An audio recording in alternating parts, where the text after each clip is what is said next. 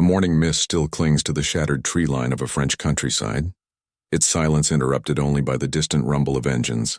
A German Panther commander, Hauptmann Weiss, stands beside his immobilized tank, its left track torn off by a mine 2 days earlier. The machine gun nests around him have fallen quiet, their crews exhausted from a night of waiting for resupply that never came. The radio crackles with the same message it has repeated for 36 hours. Spare parts delayed. Hold position. Weiss scans the road ahead and freezes. Out of the low fog, a column of Shermans emerges. Not new replacements, but the same tanks his unit had knocked out the previous afternoon. They wear fresh track links, their hulls still bearing the scorch marks of yesterday's battle. But their engines roar with renewed life. American mechanics ride on the back, grease still on their hands, rifles slung casually as if maintenance and combat belong in the same breath. One of Weiss's crew mutters under his breath, "They repaired it?" Overnight? The Panther still hasn't moved an inch, and this moment, quiet, almost unreal, marks the beginning of a realization that will spread through the German armored corps like a cold whisper. America wasn't just sending tanks, it was sending a system. By the summer of 1944, the Western Front had become a brutal stage of armored clashes unlike anything the world had seen before. After the success of the Normandy landings, Allied forces pushed inland, stretching their supply lines across the rugged countryside of France. German commanders, hardened by years of war on both Eastern and Western fronts, observed the advancing American tanks with a mix of curiosity and contempt. To them, the M4 Sherman was a symbol of American excess, lightly armored, mass-produced, and, in their eyes, tactically inferior to the Tigers and Panthers of the Wehrmacht. German crews often joked that the Sherman was a Ronson lighter, it lights every time, referencing its tendency to ignite when hit. They boasted about the range and accuracy of the Panther's 75mm KWK-42 gun, which could knock out a Sherman before the American crew even saw the flash from its barrel. Yet behind those jokes was a quiet truth the Germans refused to acknowledge. The Sherman was never designed to fight like a Panther. Where German tanks were precision instruments built for superiority in single combat, the Sherman was engineered for an entirely different purpose: availability. American military doctrine did not envision tank duels fought in isolated fields. U.S. strategy was rooted in momentum, mobility, and sustained pressure. A Sherman that was disabled wasn't viewed as a loss, it was a temporary setback. Crews were trained not just to fight, but to recover, repair, and return to battle in the shortest time possible. This philosophy stood in stark contrast to the German approach, where a damaged Panther often meant a logistical nightmare. On paper, German armor was terrifying. The Tiger Y, with its 100mm frontal armor and deadly 88mm KWK-36 cannon, could destroy a Sherman at over 2,000 meters. The Panther, with sloped armor and high-velocity rounds, was considered one of the most advanced tanks of the war. But both machines shared a fatal weakness. They were only as strong as the supply lines feeding them. Every mile the Germans retreated, every bridge destroyed by Allied bombers, and every rail line severed by resistance fighters pushed spare parts, fuel, and ammunition further away from the front. A Panther immobilized by a broken transmission was just as useless as a tank destroyed in combat, but far more costly to recover. The U.S. command understood something fundamental. A tank that isn't running is just scrap metal on treads. And so while the Germans poured engineering brilliance into crafting superior machines, the Americans built an ecosystem capable of replacing tracks, engines, and turret motors faster than German crews could even submit a request to headquarters. Soon, patterns began to emerge on the battlefield.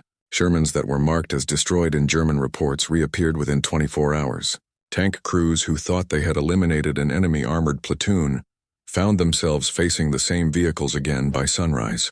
The Panthers and Tigers they commanded, however, remained vulnerable, not on the battlefield but in the depots, waiting for fuel or spare gearboxes stuck miles behind the front.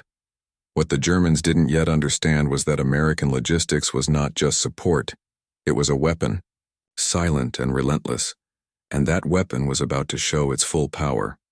To understand why Sherman tanks returned to the battlefield while German armor lay stranded, one must look beyond the front lines, deep into the arteries of supply that sustained each army.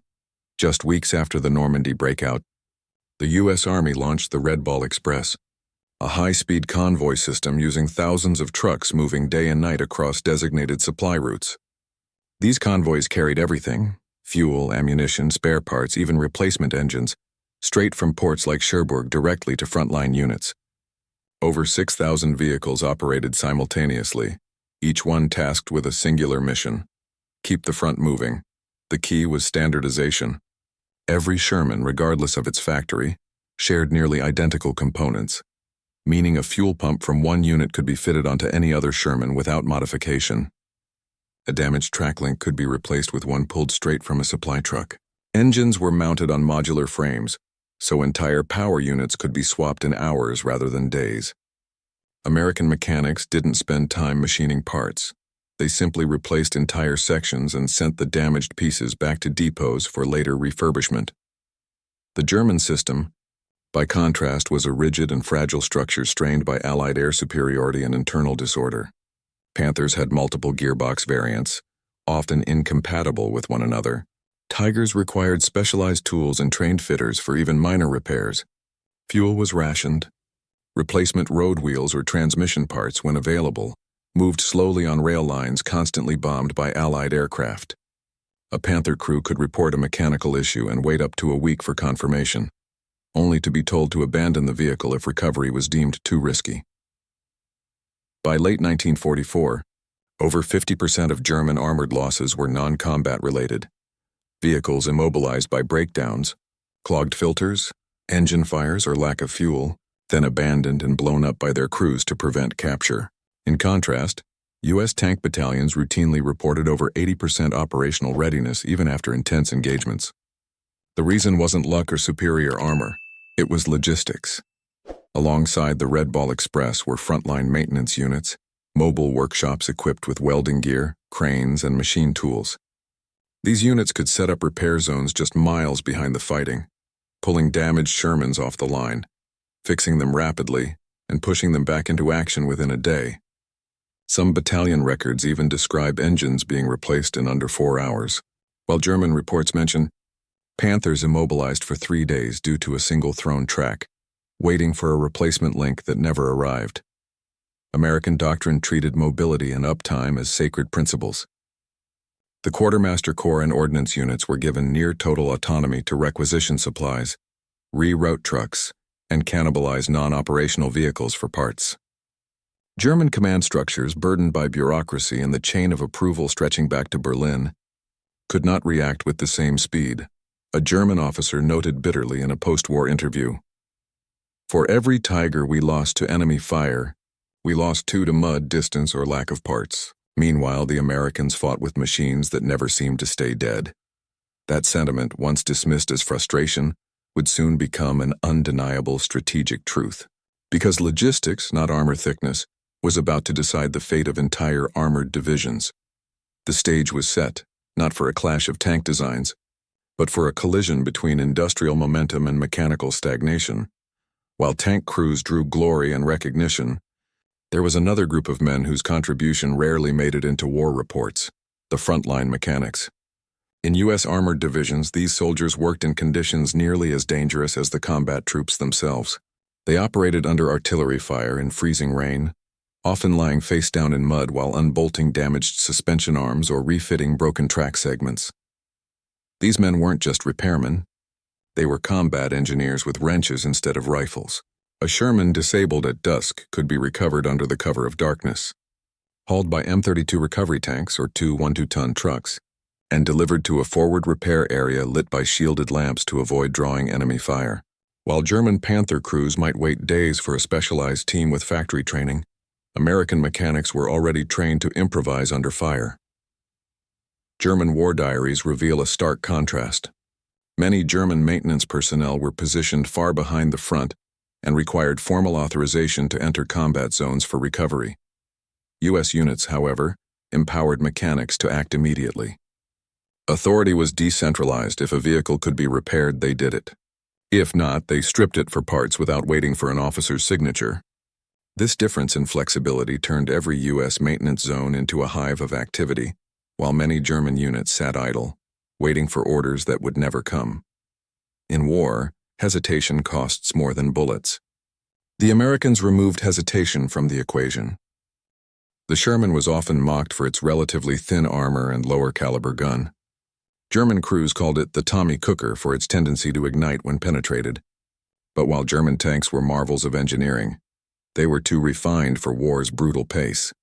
A Tiger I required over 300,000 man-hours to produce. It contained complex overlapping interleaved road wheels and used a transmission that, while powerful, overheated frequently under field conditions. Shermans, by contrast, were built in factories optimized for speed. Manufacturing one Sherman took less than 10% of the labor required for a Tiger. But more importantly, every Sherman was built to accept the same core components. This standardization meant that a single crate of parts arriving via the Red Ball Express could service dozens of tanks from entirely different battalions. In German units, crates had to be matched to specific chassis variants, production batches, and even factory codes. The German quest for perfection created machines that excelled in controlled tests, but struggled in the chaos of sustained warfare. Sherman design embraced a different creed: make it good enough, and make a lot of it. History would prove which philosophy endured. German tank units followed a traditional approach: fight until mechanical failure or fuel depletion, then pull back for large-scale recovery operations when possible. Many tanks were abandoned not due to combat hits but because they simply couldn't move. American doctrine redefined the rhythm of armored warfare. Shermans were cycled like rotating assets. If one was hit, another moved forward while the damaged hull was towed back for repair. This created a constant presence of armor on the battlefield. German intelligence reports began to remark on this unnerving pattern. No matter how many Shermans were knocked out, they always seemed to come back. Some U.S. divisions even practiced forward cannibalization, stripping one damaged tank to repair 3 others. It wasn't elegant, but it was brutally efficient. Meanwhile, German crews lacked the authority and spare resources to cannibalize operational Panthers without high-level approval. The result was a psychological shift. German crews, once confident that each kill reduced enemy strength, started to notice that Sherman losses barely affected American armored pressure. The battlefield began to feel like fighting water. Knock it down and it flows back around you. In the early engagements of 1944, German Panther and Tiger crews openly mocked the Americans. They referred to the Sherman as the coffin on tracks and believed that superior optics, armor, and firepower would guarantee German dominance. Reports sent back to German command were filled with confidence, claiming that the Sherman was an easy kill at range. But by autumn, the tone changed. Field reports from the Panzer Lehr Division mention a disturbing trend. The American tanks appear to be replaced faster than we can account for. Their availability is unnatural. Another German officer, Oberleutnant Franz Fiebig, wrote after the fighting near Aachen, "We know we destroy them. We see the wrecks. Yet the next day, fresh Shermans arrive, sometimes with the same tactical markings. It is as if they do not record losses." German morale was tied to visible destruction. Every burning Sherman felt like progress, until crews realized those kills meant nothing if the enemy simply rolled out more within hours. Respect replaced mockery, not because the Sherman became deadlier, but because it never stopped coming. Germany entered World War II with one major assumption: that wars would be decided by elite units and technologically superior machines. The United States entered with a different belief. Wars are won by production lines, rail networks, and repair depots. American factories in Detroit, Chicago, and Cleveland operated around the clock. Assembly lines were designed with modular replacement in mind, meaning a complete Sherman engine pack could be shipped, installed, and the damaged one sent back for reconditioning like a reusable cartridge. Spare barrels, bogie wheels, radio sets, even turret rings were produced in quantities that dwarfed German output. German factories, meanwhile, were scattered under constant bombing and often paused production waiting for precision-machined components. Even when new Panthers were finished, getting them to the front required fuel and rail lines that no longer existed in reliable capacity. Many Panthers were lost before firing a single shot, stranded on transport trains destroyed by Allied fighter bombers. In this war, The factory floor was as decisive as the battlefield. And while German engineering produced marvels, American assembly lines produced victory. Tank warfare is not only a clash of steel, it is a clash of morale. A German tank crew that destroyed an enemy vehicle expected a moment of psychological relief. A kill was proof of superiority, proof that training and discipline paid off. But when the same platoon saw an almost identical Sherman bearing the same tactical markings return within hours, that relief turned into a cold realization. The enemy is not counting losses the same way we are. Captured German soldiers spoke of the shock this caused. One recalled near St. Lo, "When a Sherman burned, we cheered. When it came back repaired the next morning, we fell silent." This cycle of destruction and rapid return eroded the German sense of progress. They began to understand that they were trading elite machinery for time, while the Americans were trading time for endless machinery. And in a prolonged war, time favors the one who can replace faster, not the one who kills cleaner. By winter, German tank aces were no longer asking how many Shermans they could knock out. They were asking a far darker question: what difference does it make? The frost of December 1944 clung to every surface like a silent warning. The German High Command had launched what would become their last great offensive on the Western Front, the Battle of the Bulge. Over what 400 German tanks and assault guns, including Panthers, Tigers, and Jagd Panthers, pushed through the Ardennes in a desperate attempt to split Allied lines and force a negotiated peace. At first, momentum favored the Germans. Fog grounded Allied aircraft, and surprise allowed German armor to punch deep into thin American lines. Panther crews advanced with confidence, their engines roaring through the forests. For a moment it appeared that German steel and precision engineering might turn back the tide. But beneath this surge lay a fatal flaw. Fuel and spare parts were already running thin. Reports from Panzer, Brigade 150 described tanks advancing with only half their fuel capacity, gambling that captured American depots would replenish them. Mechanics followed far behind, and many units entered combat without their maintenance trains, a decision that would soon prove catastrophic. On the American side, Sherman units were being hit hard. Ambushes in the forests, hidden anti-tank guns, and Tiger tanks firing from hull-down positions inflicted severe damage. In some sectors, entire platoons of Shermans were knocked out. To German observers, the sight of dozens of burning American tanks confirmed everything they believed about Sherman inferiority. But then something happened the Germans did not anticipate. As their Panthers pressed forward, American repair and logistics teams surged into action behind the lines. The Red Ball Express rerouted south, pushing supply convoys under relentless artillery fire. Maintenance depots were established in frozen fields, covered in snow-camouflaged tarps, where American mechanics, cold, exhausted, but relentless, began pulling engines, welding patch armor, and hammering track pins back into place. German radio intercepts caught a phrase repeated by multiple Allied units: "Hold them. Tanks are coming back." A Panther company operating near St. Vith reported that after destroying a Sherman column, the same tanks reappeared 18 hours later, repaired, refitted, and supported by fresh infantry. The German commander noted in disbelief, "Our Tigers have not moved since yesterday due to frozen road wheels. The Americans lose tanks and replace them faster than we can refuel." As snow continued to fall, the contrast between doctrines became painfully clear. Panthers sat in tree lines, engines idling to prevent freezing, burning precious fuel. Shermans, meanwhile, cycled through combat and repair like a living machine, sustained by a logistical network that refused to break. Then came the breaking point. Near Bastogne, a Panther battalion reported that out of 45 tanks, only 12 remained operational after 3 days.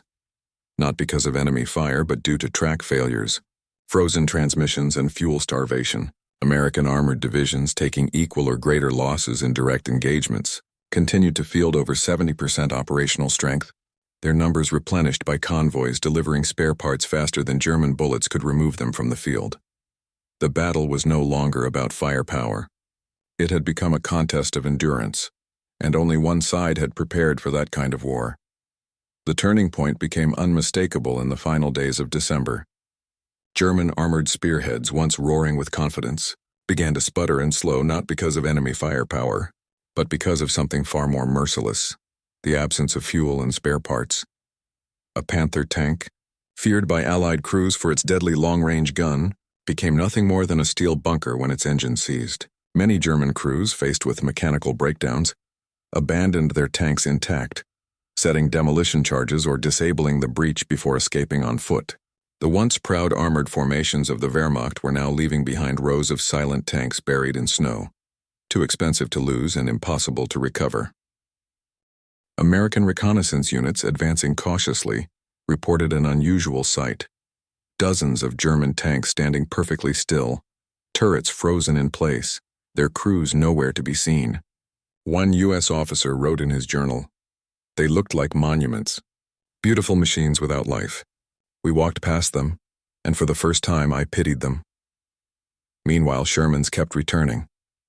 Behind the lines, ordnance companies converted bombed-out barns and churchyards into temporary workshops. Fuel trucks arrived in long columns, their engines rumbling like a heartbeat that kept the armored divisions alive. Spare road wheels, transmissions, track sections, even replacement turret motors were unloaded directly onto the mud and ice, distributed to tank crews like ammunition. If a Sherman couldn't be recovered by truck, a team of mechanics went forward with cutting torches and tool crates, repairing it under fire. Reports indicate that in some sectors, Shermans were knocked out in the morning and returned by evening, their hulls still blackened but their engines roaring once more. A German anti-tank crew, positioned along a road near Hufelies, described seeing a tank with a large hole in its side armor reappear just hours after being hit. One of them muttered, "These machines, they do not die the way ours do." The psychological break spread quietly through German ranks. Panzer commanders trained to count kills as a measure of success now found those numbers meaningless. No matter how many Shermans they destroyed, the American tide never receded. The Panther crews realized a truth their doctrine had never prepared them for. Logistics could resurrect an army faster than superior firepower could destroy it. By New Year's Day, German armored divisions had lost more vehicles to breakdowns and fuel shortages than to direct combat. American divisions, despite similar battlefield attrition, maintained operational readiness rates above 75%. The Ardennes, once seen as Germany's last chance for victory, had instead become a graveyard of stalled machines and broken supply lines.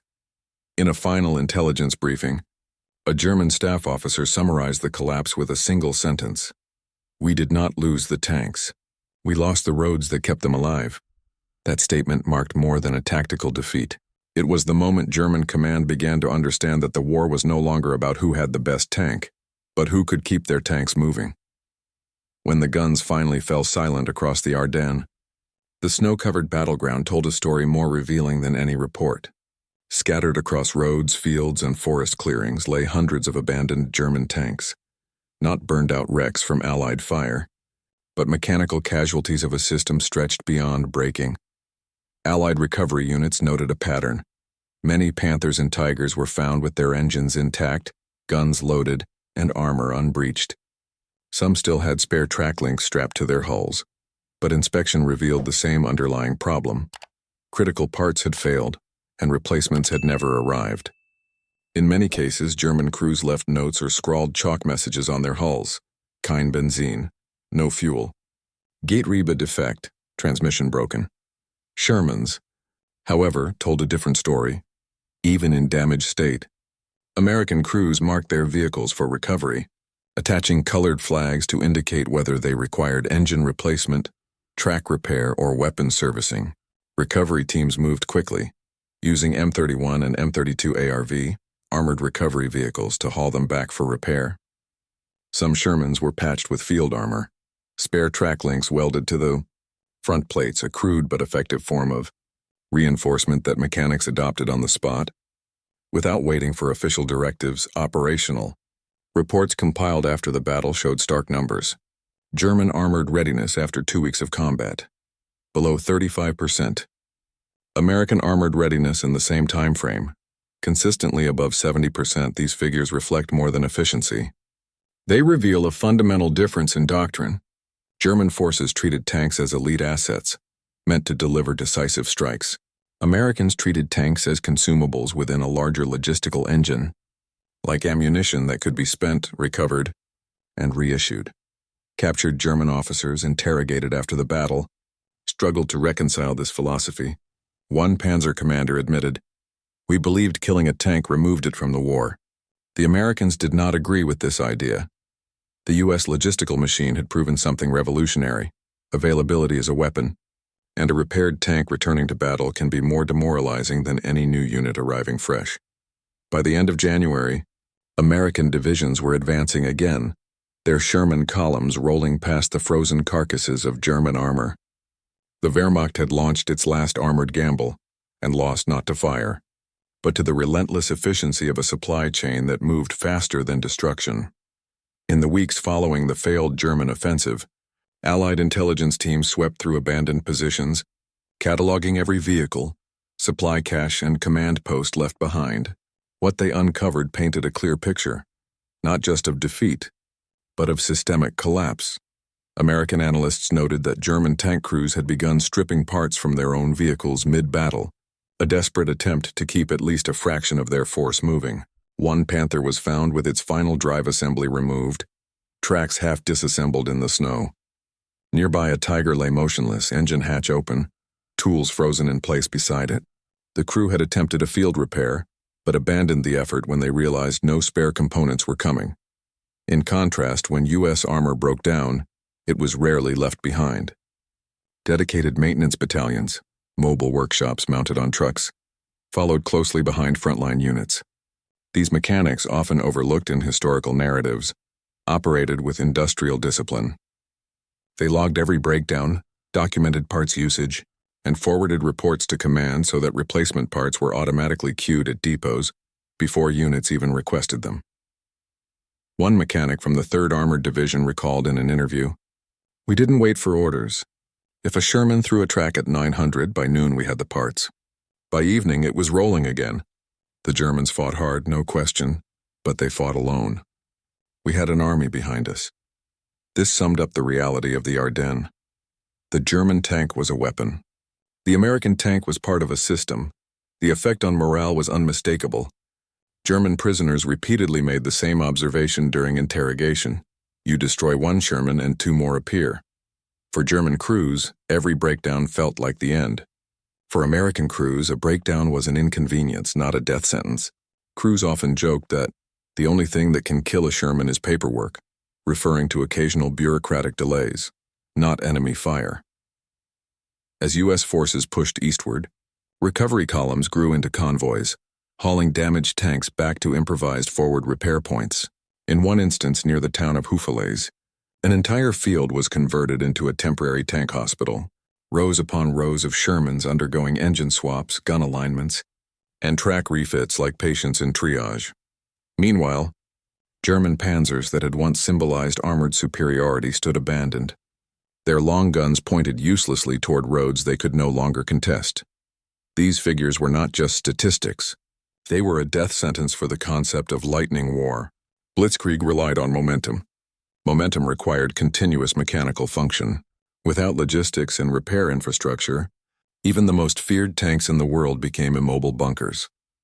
As American columns rolled east, Sherman crews passed wreck after wreck of German armor, each one a monument to a doctrine that could win battles, but not sustain a war.